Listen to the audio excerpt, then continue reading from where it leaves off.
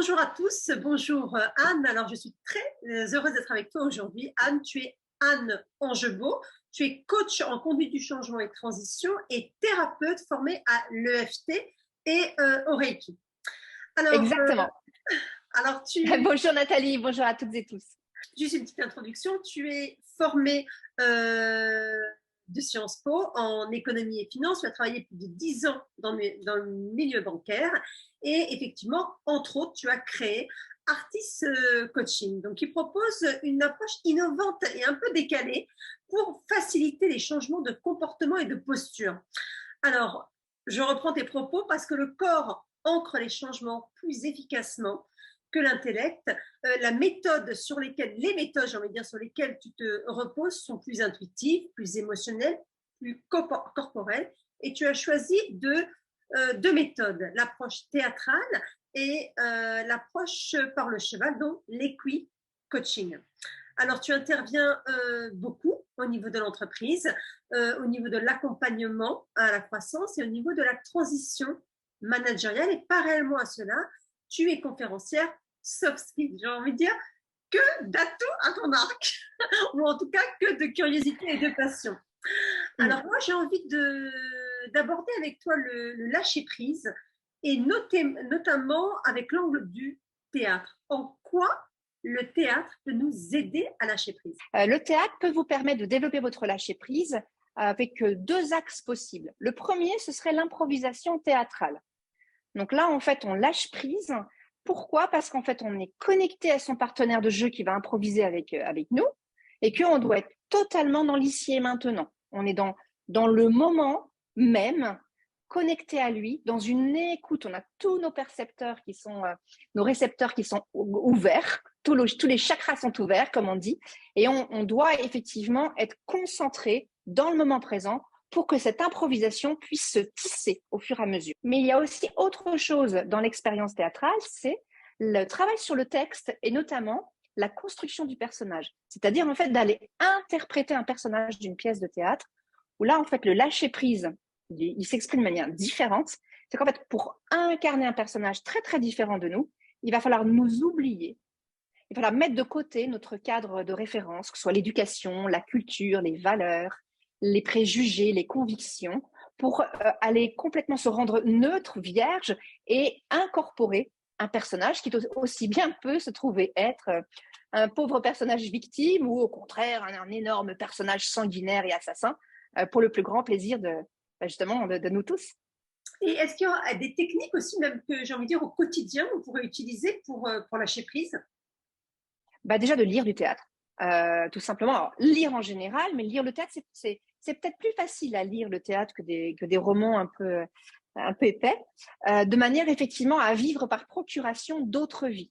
En fait, quand on dit lâcher prise, c'est lâcher prise par rapport à quoi? C'est lâcher prise par rapport à nos croyances. C'est lâcher prise par rapport à des injonctions qu'on a reçues dans notre éducation, des injonctions que nous subissons dans la culture qui nous a formatés ou dans l'organisation qui nous formate au quotidien. Lâcher prise par rapport à ça, c'est d'aller visiter des univers alternatifs, d'autres possibles. Et le théâtre, en fait, le permet. Donc, vous pouvez lire du théâtre. Après, nous, les comédiens et comédiennes, on utilise plein de techniques, comme la technique des arts martiaux, la danse, le chant, la respiration. Donc, tout cet outillage psychocorporel nous aide, bien sûr, à lâcher qui l'on est pour pouvoir s'investir dans l'expression théâtrale.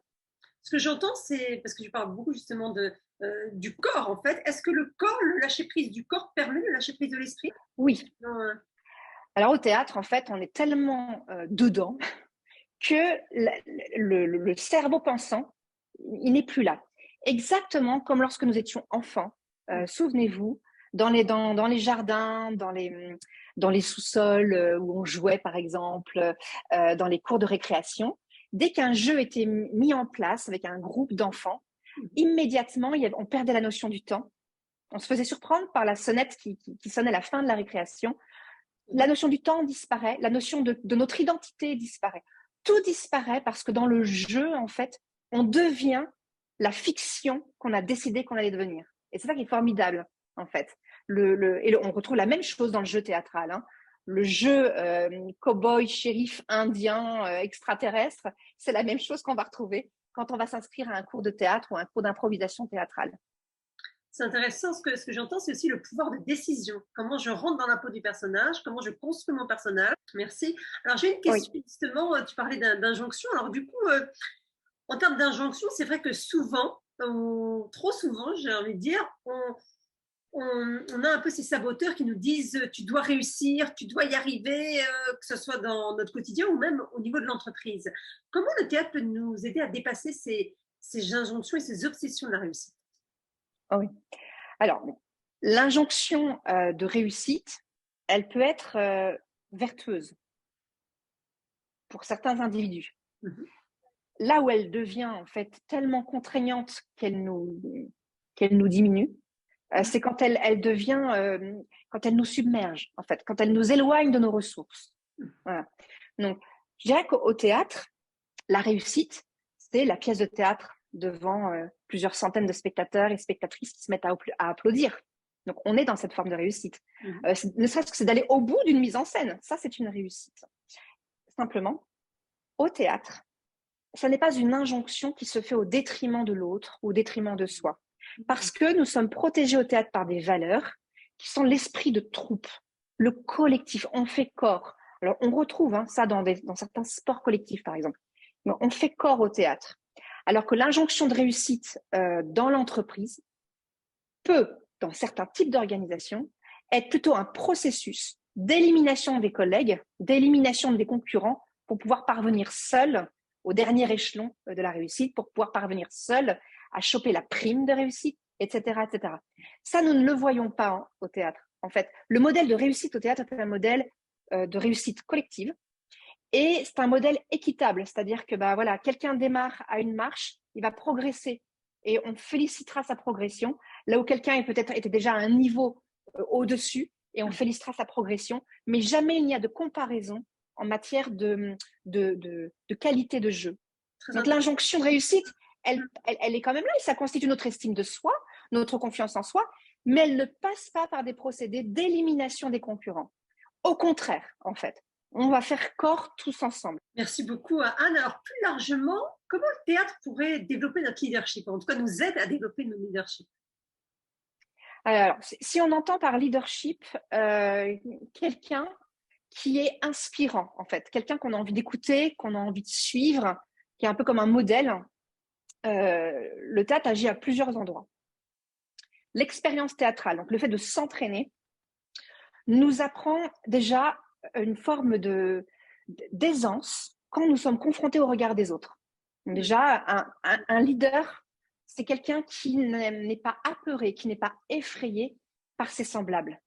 Et ça, c'est quand même un entraînement en fonction de là où on vient, justement, de l'éducation, de la culture.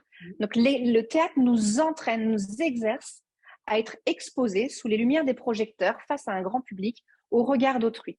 Deuxièmement, le leader qu'il y a en chacun de nous va se développer parce qu'il va se connecter à quelque chose de très authentique. En fait, à chaque fois qu'on joue, on est vrai. En fait, on est dans la vérité, comme quand on était petit. Quand nous jouons au théâtre, nous sommes des personnes vraies, nous sommes des personnes de vérité. Et ça, en fait, ça touche l'auditoire. Deuxième axe, le leadership, l'authenticité. Troisième, je finirai là-dessus, c'est la partie humilité, remise en question. Un leader n'a pas d'ego, enfin, en tout cas, il a travaillé sur son ego. Eh bien, au théâtre, on n'arrête pas de travailler sur notre ego. Parce qu'en fait, on est dans un processus où tout le temps on joue, on rejoue, on rejoue, et c'est jamais comme on aurait aimé que ce soit. C'est toujours différent. Rien n'est figé, en fait. Tout est vivant, tout est capable de se reconstruire. Et une représentation ne ressemble pas à une autre, une improvisation ne ressemble pas à une autre. Donc, on travaille en fait cette espèce de flexibilité, d'adaptabilité. Merci beaucoup, Anne. J'entends la connexion à l'humain et l'envie de progresser à travers justement l'envie de progresser. Tout à fait. De ce point de vue, j'utilise beaucoup la pédagogie théâtrale dans les organisations qui cherchent à ce que chaque individu soit capable de se remettre en question pour progresser et pour donner le meilleur de ce qu'il peut donner. Merci beaucoup, Anne, pour cette, j'ai envie de dire, pour cette respiration théâtrale. Merci à toi, Nathalie, pour l'invitation et merci à toutes et tous d'avoir écouté. Merci. Belle journée à tous. Au revoir. Belle journée. Au revoir.